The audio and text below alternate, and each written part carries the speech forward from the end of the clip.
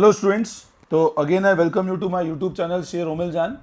और बच्चों, account current का आज जो हम लोग वीडियो डिस्कस कर रहे हैं, we are discussing account current video number 4।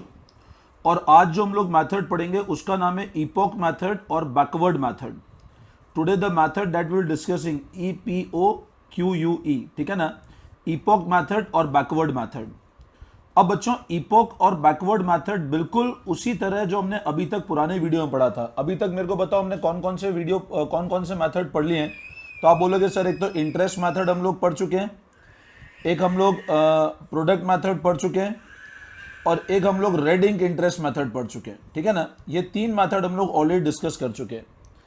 अब आज के वीडियो में जो हम लोग मेथड डिस्कस कर रहे हैं, इपॉक और बैकवर्ड मेथड, बच्चों इसका स्टडी मटेरियल में डायरेक्ट कोई एग्जांपल नहीं है, ये आपको इससे डायरेक्ट कोई इलस्ट्रेशन नहीं है, सिर्फ एक एग्जांपल गिवन है, उसको हम लोग डिस्कस करेंगे, आपको समझ में आ जाएगा। एग्जाम में कभी कभी आने का चांस है, बहुत इंपॉर्टेंट नहीं है, बट फिर भी समझ लो एक बार कभी आ जाए तो, ठीक है ना। अब इपॉक और बैकवर्ड मेथड क्या होता है बच्चों, अभी तक हम लोग क्या देखते थे, मेरी बात समझना, बिल्कुल ये ध्यान रखना, प्रोडक्ट मेथड की तरह ही है, कोई चेंज नहीं है, बस थोड़ा सा चेंज है, वो मैं तुमको समझा देता हूं। अभी तक मेरे को एक बात बताओ, हम लोग क्या करते थे, ड्यू डेट से लेकर जिस दिन तक का अकाउंट करंट बनता था, ड्यू डेट से लेकर जिस दिन तक का अकाउंट करंट बनता था, हम उस पीरियड का इंटरेस्ट कैलकुलेट करते थे। अभी तक हम लोग क्या कर रहे थे बच्चों कि ड्यू डेट से लेकर जिस दिन तक का अकाउंट करंट बन रहा था, उस पीरियड का हम लोग इंटरेस्ट कैलकुलेट कर रहे थे। यही कर रहे थे हम लोग अभी तक जो हमने क्वेश्चंस करे। लेकिन मान लो कभी सिचुएशन ऐसी हो जहां मैं बोल रहा हूं कि डेट ऑफ ट्रांजैक्शन, मान लो डेट ऑफ ट्रांजैक्शन है। अब एक बहुत सिंपल लॉजिक समझना, मैं अगर यहां से यहां तक का इंटरेस्ट निकाल लूं और उसमें ये वाले पीरियड का इंटरेस्ट माइनस कर दूं तो ये बच जाएगा ना। अभी तक हम लोग क्या करते थे, ड्यू डेट से अकाउंट करंट तक का इंटरेस्ट निकालते थे, इसको बोलते थे फॉरवर्ड मेथड। आगे देखो, यहां से आगे देखो। अब मैं कह रहा हूं मेरा पर्पस तो ये पीरियड का इंटरेस्ट निकालना था, तो मैं इपॉक मेथड क्या बोलता है कि आप क्या करो, डेट ऑफ ट्रांजैक्शन से अकाउंट करंट तक का इंटरेस्ट निकालो और डेट ऑफ ट्रांजैक्शन से ड्यू डेट जो इंटरेस्ट है उसको माइनस कर दो। मतलब मेरे को एक बात बताओ, अगर मैं कहता हूं ये वाला पूरा 500 है और ये 200 है, तो इस 500 में अगर मैं 200 घटा दूंगा तो ये बचेगा। बैकवर्ड मतलब इस चीज को कंसिडर कर लो, हम लोग अभी तक जो मेथड करते थे उसमें इसको कंसिडर नहीं करते थे। डिट्टो वही है, बस ये ध्यान रखना, इस केस में डेट ऑफ ट्रांजैक्शन से अकाउंट करंट तक का इंटरेस्ट निकालना, उसमें इस पीरियड को माइनस कर देना, तो जो बचेगा वो ये वाला बच जाएगा। अब देखो बच्चों, मैंने इपॉक का एक बेसिक कंसेप्ट तो बता दिया। अब इसमें है ना एक पॉइंट समझना कि नंबर ऑफ डेज कैसे निकलेंगे। अब इसमें नंबर ऑफ डेज कैलकुलेशन थोड़ा सा डिफरेंट तरीके से होगा, बहुत ध्यान से समझना। देखो, नंबर ऑफ डेज इसमें हमेशा ध्यान रखना डेट ऑफ ओपनिंग बैलेंस से, डेट ऑफ ओपनिंग बैलेंस से ड्यू डेट ऑफ ट्रांजैक्शन के डेज निकालेंगे हम लोग। अभी तक हम लोग फॉरवर्ड मेथड में क्या करते थे, ड्यू डेट से लेकर बच्चों कहां तक जाते थे, अकाउंट करंट तक की डेट तक, ऐसे ही करते थे ना। फॉरवर्ड में क्या करते थे, ड्यू डेट से लेकर अकाउंट करंट तक की डेट पे आते थे और जो फाइनल बैलेंस बचता था उस पर इंटरेस्ट निकाल लेते थे। यहां मैंने क्या बताया अपने को, date of transaction, due date और अकाउंट करंट की date, date of transaction, due date और अकाउंट करंट की डेट, ये वाले नंबर ऑफ डेज नहीं लेने। यहां पर डेट ऑफ ओपनिंग बैलेंस, तुम डेट ऑफ ट्रांजैक्शन भी छोड़ दो, इसको डेट ऑफ ओपनिंग बैलेंस समझ लो। यहां से आपको ड्यू डेट तक के डेज लेने और ये वाला इंटरेस्ट निकालना है हमको, सिंपल सी बात है। क्वेश्चन पूरा करूंगा, एंड तक 100% समझ में आएगा। सिर्फ ये ध्यान रखना, यहां पर डेट ऑफ ओपनिंग बैलेंस से ड्यू डेट तक के डेज लेने हैं। डेट ऑफ ओपनिंग बैलेंस और ड्यू डेट दोनों को इंक्लूड करना है। You need to include date of opening balance as well as due date, ठीक है।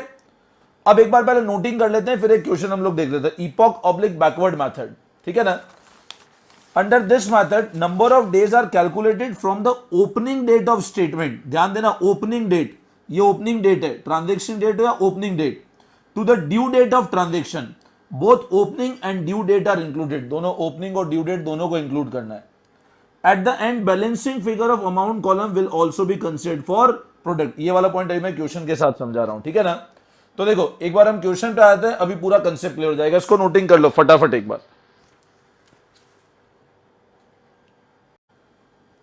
तो देखो ध्यान से समझना, from the following particular make up account current to, ये पेज नंबर 6.111 पे मिलेगा, एग्जांपल का कोई नंबर नहीं है इसलिए डायरेक्ट एग्जांपल आप लोग नोट करना। From the following particular make up account current to be rendered by mister x to mister y, तो एक्स को देना है वाई को, मतलब एक्स की बुक्स में बन रहा है on 31 December taking interest eight 18% per annum. Interest क्या रेट पे लेना है बच्चों? 18% पे। 1 जून को balance owing by mister y, मतलब हम वाई से मांगते हैं 600 रुपए। Goods sold to mister Y, credit period 1 month 300। Goods purchase from y, credit period receive 1 month. Cash receive from y, mister Y accepted mister x drafted 3 month. You are required to prepare account current according to interest on individual transaction under forward and backward method. मैं interest on individual के जगह product method पे जा रहा हूं यहां पर, ठीक है ना। तो हम लोग करते हैं स्टार्ट, देखो एक बार। तो बच्चों देखो हम लोग लेजर बना लेते हैं एक बार। मैंने फॉर्मेट उसी तरह प्रोडक्ट मेथड की तरह बनाया, कोई चेंज नहीं है। Date, particular, due date, amount, days, product, ये पूरा उस तरह है। एंड में जाके थोड़ा चेंजेस आएगा, वो आप लोग ध्यान से समझ लेना, ठीक है ना। अब फर्स्ट ट्रांजेक्शन जो था बैलेंस ओइंग बाय वाई, तो ओपनिंग बैलेंस लिख लिया हमने। सेकंड पढ़ो, goods sold to mister Y, credit period allowed 1 month, तो 30 जुलाई का था, तो 30 जुलाई 19 to sales, amount is 300 rupees. Next, goods purchase from Y 1 अगस्त 19, तो by purchase amount is 200। Cash receive from Y, तो 1 सितंबर 19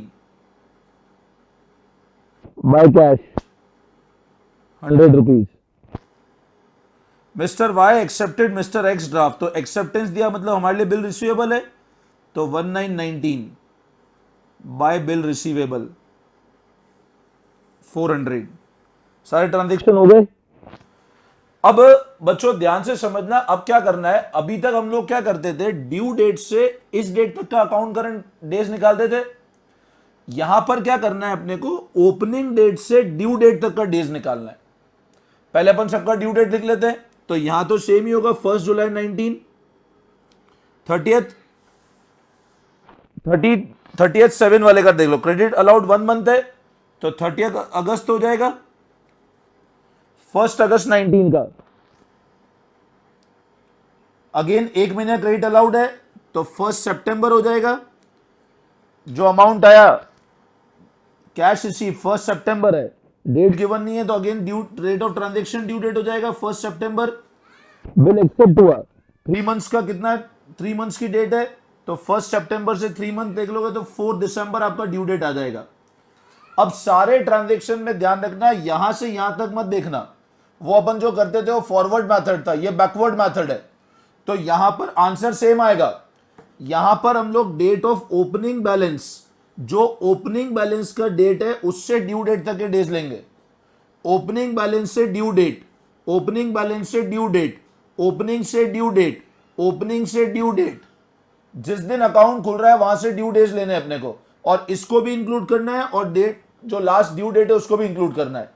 तो यहां पे तो नंबर ऑफ डेज 0, 1 अगस्त से 1 जुलाई से 30 अगस्त, 31 डेज जुलाई के हो गए, 30 दिन अगस्त के, तो 61। 1 जुलाई से 1 सितंबर, 1 जुलाई से 1 सितंबर 31 डेज जुलाई के, 31 डेज अगस्त के, और 1 दिन सितंबर का, उस दिन को भी इंक्लूड करना है। तो यहां पर डेज हो गए 63। फिर नेक्स्ट 1 जुलाई से अगेन 1 सितंबर 63, 1 जुलाई से 4 दिसंबर, 1 जुलाई से 4 दिसंबर, तो नंबर ऑफ डेज आते हैं 157। ये कैलकुलेट कर लेना। अब प्रोडक्ट निकाल लेते हैं, 0, ये आता है 18,300, दिस इज 12,600, 6,300, 62,800। अब यहां पर है ना एक पॉइंट, अब ध्यान से सुनना तुम मेरी बात। देखो हम लोग रूटीन में क्या करते थे, इसको टोटल लगाते थे, इसको माइनस करके बैलेंस करके इंटरेस्ट निकालते थे। यहां पर ध्यान रखना, अपन ने डेज यहां से लेकर ड्यू डेट तक के डेज लिए हैं। तो जो प्रोडक्ट, जो फाइनल बैलेंस आएगा ना, मैंने आपको जो पॉइंट लिखा था, जो आपने नोटिंग किया था, पॉइंट नंबर 2, बैलेंस को भी प्रोडक्ट के लिए कंसीडर करना है आपको। अभी मैं जब लिखता हूं 31 दिसंबर, तो यहां लिखता हूं बाय बैलेंस ऑफ प्रोडक्ट। अब बच्चों बैलेंस कितना आया, 900 माइनस 700, 200 इंटू 1 जुलाई से वापस 31 दिसंबर के डेज काउंट करो, तो वो आते हैं 184 डेज। वो आपके आएंगे 184 डेज। अमाउंट में मत लिखना, तो ये आएगा 36,800। ऐसा क्यों किया अभी समझ में आ जाएगा तुम लोगों को। मेरी बात फिर समझना, इसको टोटल लगाकर इसको माइनस करना, जो बैलेंस आएगा उसके भी नंबर ऑफ डेज लेंगे। मैंने बताया था ना, फर्स्ट ये ड्यू डेट और ये अकाउंट करंट की डेट, यहां से यहां तक का लेंगे और ये वाला पीरियड को माइनस करना है। यहां से यहां तक का लेना है और इस वाले पीरियड को माइनस करना है। तो यहां से यहां तक का मैंने बैलेंस ले लिया, 36,800 आया। अब हम लोग क्या करते हैं, इसको टोटल लगा करके माइनस ये किया, तो यहां पर आपका आता है 31 दिसंबर को to balance of final product, और ये टोटल लगा करके इसको माइनस किया, ये टोटल करके इसको माइनस किया, तो ये आता है बच्चों 100,200, 100,200। अब मेरी बात ध्यान से समझना और लॉजिक समझना। अभी तक हम लोग क्या करते थे, जहां पर बैलेंस आता था उसके अपोजिट साइड इंटरेस्ट लिखते थे। जहां पर बैलेंस आता था उसके अपोजिट साइड इंटरेस्ट लिखते थे। यहां पर मेरे को एक बात बताओ, एक्स से टोटल 900 रुपए हमको लेने थे, टोटल 900 रुपए हमको लेने, और वाई से 900 लेने और 700 देने, मतलब हमको लेने कितने हैं, 200 रुपए। अब मेरे को एक बात बताओ, अगर मैं 200 रुपए मांगता हूं, मैं अगर 200 रुपए उससे मांगता हूं, तो इंटरेस्ट में बताओ मैं वाई को डेटर बनाऊंगा कि क्रेडिटर बनाऊंगा। मेरी बात फिर सुनना, फिर ध्यान से सुनो। अभी तक हम लोग क्या करते थे, यहां पे बैलेंस का अपोजिट साइड इंटरेस्ट लिखते थे, लेकिन एक चीज लॉजिक भी समझो, वो क्यों लिखते थे, क्योंकि वहां पर हम लोग नॉर्मल फॉरवर्ड मेथड की बात कर रहे थे। अभी आप मेरे को एक बात बताओ, यहां पर मेरे को सिंपल सी बात बताना, मैं 900 रुपए वाई से मांगता हूं, 700 रुपए मेरे को वाई को देने। अब अगर मैं इंटरेस्ट यहां लिख दूंगा तो एंट्री क्या बनेगी, इंटरेस्ट टू वाई, तो मैंने वाई को क्रेडिटर बना दिया, मतलब पैसे ही मैं मांगता हूं और इंटरेस्ट भी मैं दूं, ऐसा तो नहीं होगा ना। इपॉक मेथड में हमेशा ध्यान रखना, जो बैलेंस आएगा उसी साइड, हम मांगते कितने, 200 रुपए, तो इसका मतलब इंटरेस्ट हमको लेना है, तो इंटरेस्ट कितना लेना है, 100,200 पे रेट 18% है, वापस 1/365, ये कैलकुलेट करोगे तो आएगा 49। तो मेरे को 200 रुपए तो उससे अमाउंट लेना है और 49 रुपए उससे इंटरेस्ट लेना है, ये लॉजिक हुआ। 200 रुपए मैं मांगता हूं तो इंटरेस्ट तो मैं ही लूंगा ना, तो इंटरेस्ट तब लूंगा जब वाई को डेटर बनाऊंगा। अगर मैं इधर लिखाऊंगा तो वाई क्रेडिटर बन जाएगा। मैंने बोला था पहले डेटर क्रेडिटर क्लियर होना चाहिए आपको। तो मैं क्या करता हूं, 31 दिसंबर को यहां पर लिखता हूं टू इंटरेस्ट, और अमाउंट के कॉलम में लिखता हूं 49, तो फाइनल 31 दिसंबर को आ जाएगा बाय बैलेंस कैरीड डाउन 249। बस गलती ये मत करना, यहां पर अमाउंट में 200 मत लिख देना। अभी ये अपने को सेम मेथड है, बस ओपनिंग डेट से ड्यू डेट तक के डेज निकालने हैं। फाइनल जो बैलेंस बचेगा उसको मल्टीप्लाई कर देना है, फिर इंटरेस्ट के लिए बैलेंस निकाल लेना है और फिर इंटरेस्ट कैलकुलेट कर देना है, तो ये आपका फाइनल टोटल आ जाएगा। इसको टोटल लगा लो, ये क्वेश्चन कंप्लीट होता है। ठीक है, this was the concept of epoch method. ठीक है ना, बुक में एक ही क्वेश्चन है।